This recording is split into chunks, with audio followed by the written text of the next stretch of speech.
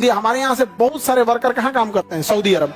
इस तपती धूप में जहाँ आपको पंखा में लॉज में अगर 1 घंटा लाइट कट जाता होगा तो हालत खराब हो जाता होगा, सऊदी अरब में इतना धूप में काम करते होंगे। और हमारा देश नहीं जानते उनसे क्या किया। वो लोग बकरी पालता है, लोग खाने के लिए ऊँट पालता है, तो इंडिया से लेबर बुलाता है, वैकेंसी निकलती है, मजरे में जॉब करोगे, सऊदी अरब में बकरी चराओगे, ऊँट चराओगे, तनख्वाह देता है 30-35 हजार, वहां देगा आपको 1200 रुपया, 800 रुपया, यहाँ आने के बाद 30-35 हजार हो जाता है। तो अब सऊदी अरब वाला भी ना काम करने लगा है, तो मजदूरी वगैरह वो भी करता है इंडिया के लोगों के साथ, कार से आता है मजदूरी करने। सऊदी अरब में भीख मांगने आता है 4 व्हीलर से। सऊदी अरब में जाके 4 करोड़ की गाड़ी है, रोल्स रॉय भाड़ा पे चलती है, टैक्सी में चलाता है, हाथ दे के रोकवाता है, टैक्सी यस सर। अब यहाँ पे ना सरकार को लगा कि पेट्रोल खत्म हो जाएगा, सोना खत्म हो जाएगा, तो हमारी जनसंख्या क्या करेगी? बाकी अरब में तेल है, भरपूर है, गैस भरपूर भरा हुआ है, जनसंख्या है नहीं कोई दिक्कत, और सोने का विशाल भंडार है, सोना का, सोना बताइए। हम लोग यहाँ जमीन खोदिए, दारू का बोतल निकले, यहाँ पे क्या है? सोना। अब दुनिया में सोना का भी डिमांड भरपूर है। कितना महंगा हो गया सोना, पेट्रोलियम के बिना कुछ चल नहीं सकता है, जनसंख्या यहाँ के लोगों के पास है नहीं। अब यहाँ पे ना सरकार को लगा कि पेट्रोल खत्म हो जाएगा, सोना खत्म हो जाएगा, तो हमारी जनसंख्या क्या करेगी? तो इन्होंने कहा कि भाई अब अपनी जनसंख्या को भी काम सिखाओ। तो अब सऊदी अरब वाला भी ना काम करने लगा है, तो मजदूरी वगैरह वो भी करता है इंडिया के लोगों के साथ, कार से आता है मजदूरी करने, वहां भीख मांगने आता है 4 व्हीलर से। सऊदी अरब में भीख मांगने आता है 4 व्हीलर से। सऊदी अरब में जाके 4 करोड़ की गाड़ी है, रोल्स रॉय भाड़ा पे चलती है, टैक्सी में चलाता है, हाथ दे के रोकवाता है, टैक्सी यस सर, हाँ चलना है। जनसंख्या ही नहीं है वहां पे, तो ये प्रॉब्लम है। आज भी हम लोग की इकोनॉमी बहुत बड़ी है, बट प्रॉब्लम क्या है? जनसंख्या में भी क्या है, अब जो पैसा है वो डेवलपमेंट में खर्च होना चाहिए, तो चावल भात दाल गेहूं बांटने में खर्च हो जाता है। तो ये बहुत बड़ा समस्या है यहाँ पे। और उन लोगों के पास सोचिए, हम लोग के पास तो लाख संसाधन है, पानी है, खेती है, हर टाइप का मौसम है। अब कल्पना करो अरब वालों को क्या बीतता होगा, खाली रेगिस्तान है बस। अब लेकिन जनसंख्या कम है, अब वो लोग बकरी पालता है, लोग खाने के लिए ऊँट पालता है, तो इंडिया से लेबर बुलाता है, वैकेंसी निकलती है, मजरे में जॉब करोगे, सऊदी अरब में बकरी चराओगे, ऊँट चराओगे, तनख्वाह देता है 30-35 हजार, यहां से जाएंगे तो वहां 30-35 हजार नहीं देता है, वहां देगा आपको 1200 रुपया, 800 रुपया, यहां आने के बाद 30-35 हजार हो जाता है। हाँ रियाल देता है, यहाँ आने के बाद हो जाता है, तो ज्यादा पैसा नहीं देता है, लेकिन यह देता है। अब आप वहां बकरी चराइए, ऊँट चराइए, मेसन लाइन का काम करना है तो जोड़ाई वगैरह कीजिए, वेल्डिंग कीजिए, क्योंकि जनसंख्या है नहीं। और वहां की जनसंख्या के वहां के मजदूरों से काम कराएंगे तो उनको तब 1000 रियाल पे तो काम नहीं करा सकते, उसको ज्यादा देना पड़ेगा। इसलिए हमारे यहाँ से बहुत सारे वर्कर कहाँ काम करते हैं? सऊदी अरब।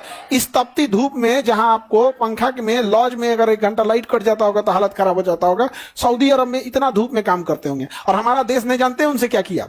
हमारे यहाँ से 55 लाख लोग अरब देश में काम कर रहे हैं, जहां से बिना भारत सरकार का कुछ भी किए यहाँ सीधे पैसा भेजते हैं भारत में, सीधा पैसा। और भारत सरकार के पास विदेशी मुद्रा का भंडार भर गया है। दुनिया में सबसे ज्यादा अगर कोई मजदूर कमा के पूरी दुनिया में पैसा भेजता है तो भारत में, पूरी दुनिया में। और हमारे सरकार उन्हें वोट डालने का अधिकार नहीं देती है। मतलब कभी कभी मन करता है ना कि कंफ्यूज हो जाते, दाहिना हाथ से तमाचा चलाएं कि बायां हाथ से। अरे भाई कभी मैं दोनों हाथ से मारे भाई। आज दुनिया टेक्नोलॉजी कहां चली गई है, उस व्यक्ति को बाई पोस्ट आप क्या कर दीजिए, उसका मंगा लीजिए, राजदूतावास है, एम्बेसी है, वहां आप ईवीएम मशीन लगा दीजिए। हर देश में गया है तो दूतावास है कि नहीं है, तो आप जहां जहां जाते हैं सब उस देश में 3-4 जगह एम्बेसी लगा दीजिए, वोटिंग मशीन लगा दीजिए, वो कम से कम वोट तो दे दे। अरे हमसे बेहतर नागरिक हैं वो लोग। अगर तुलना करेंगे हम में और सऊदी अरब में या ओमान में, विदेश में, गल्फ कंट्री में जो मजदूर काम कर रहा है, तो हम में और उसमें ज्यादा बेहतर नागरिक वो मजदूर है। हम लोग तो इस देश में हवा पानी सब ले रहे हैं, इसी देश का खाना पीना, अन्न, बिजली बिजली सब यही का यूज कर रहे हैं और टैक्स दे रहे हैं। और वो खड़े उठा के भेजा और उसको क्या मिला? वोटिंग राइट नहीं है। उसके बच्चा अगर बीमार पड़ गया तो कोई एम्बुलेंस में कॉल करेगा ना, मान के चलो कोई गर्भवती महिला एम्बुलेंस में कॉल कर दी, सरकारी एम्बुलेंस में, तो डिलीवरी बाद वो छठियार में पहुंचेगा। यहाँ से फोन आया था, किसी का डिलीवरी था, महिला कही आज तो छठियार है हो। अब सोचिए यहाँ पर इतना दुर्दशा हो गया। अच्छा, इसमें भी सबसे खराब तो बिहार। सबसे ज्यादा सिवान, गोपालगंज, छपरा, मोतिहारी, चंपारण, इस सब वाला एरिया में सऊदी अरब से बहुत लोग काम करते हैं।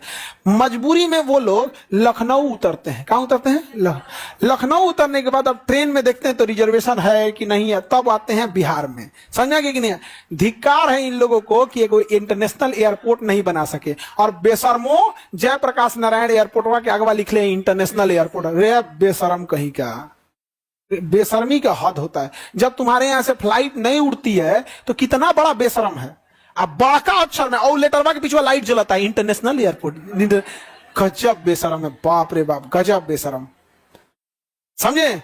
हम लोग कहेंगे कि डबल इंजन सरकार तो फलाना सरकार ये है वो है। भाई साहब, एक इंटरनेशनल एयरपोर्ट नहीं, शर्म की बात है। यहां पर वो तो गया वाला है इंटरनेशनल, वो भी किस लिए? हज के लिए। उनकी मजबूरी है कि हज दूसरे जगह नहीं हो सकता है तो हज के लिए जाते हैं। वो भी साल में एक बार, जब हज के लिए, जैसे अभी हज का महीना आया है तो हज के लिए जाएंगे यहाँ पे। अदरवाइज में वो भी इंटरनेशनल नहीं है। हाँ, बोध गया वगैरह से आते हैं लोग। पटना नहीं होना चाहिए। सोचिए उस मजदूर को कैसा लगता होगा कि वो यूपी की राजधानी लखनऊ में उतर रहा है और फिर वहां से ट्रेन से पकड़ के अपने यहाँ हाजीपुर, सिवान आ रहा है। नहीं बन सकता है पटना एयरपोर्ट पे, नहीं। क्योंकि हम लोग को चाहिए क्या? गुंडों की लात, बतियाने के लिए जात और खाने के लिए भात। समझे? यहां गुंडा लात मारेगा मालिक, फिर एक दूसरा हाँ मालिक, हाँ मालिक।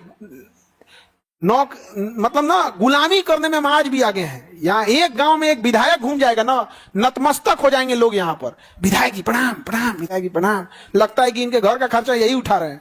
मुंह मोड़ लो एक बार, समझ में आएगा क्या काम किया। सोचो, इस देश, इस राज्य में अभी तक मतलब बांध कंट्रोल करने के लिए नेपाल में बांध नहीं बन सका, क्योंकि नरेंद्र मोदी को पता है कि यहाँ के लोगों को ये सब नहीं चाहिए। एक बच्चा नाराज होता है तो उसे आप ऐसा नहीं कहिएगा कि हाँ बाबू तुमको हम एडमिशन करा देंगे। कोई छोटा बच्चा को आप नहीं कहेंगे कि तुम्हारा बहुत बीपीएससी में एडमिशन करा देंगे, यूपीएससी करना ही नहीं है। छोटा बच्चा नाराज होता है तो उसको लेम चूस दे दिया जाता है, चॉकलेट चॉकलेट, मान गया। उसी तरह बिहार वाला को लिए 5 किलो भात, मान गया, मान गया। वो 5 किलो भात पे मान गया। आना कौन चाहिए? भाषण देना है कि बिहार एकमात्र ऐसा राज्य है जहां डूबते सूरज की भी पूजा कीजिए। भाई हमारा छठ है, हमको पता है। भाषण मत दो, भाषण मत दो, वो हमें पता है। इसमें आपका कोई योगदान नहीं है छठ मनाने में। हम बिहारियों की श्रद्धा है जो हम लोग जनरल डिब्बा में लदा के आते हैं। ट्रेन के बाथरूम में 14 आदमी घुस के आता है छठ के समय, शायद जानवर भी ना आए। हम लोग बचा के रखे हैं छठ को। छठ कौन बचा के रखा? हम लोग भी। हमारे यहाँ की महिलाएं, कम टॉप है छठ त्योहार। बाप रे बाप, व्रत रह के और भी घाट पे जाना आना, कितना मेहनत की चीज है।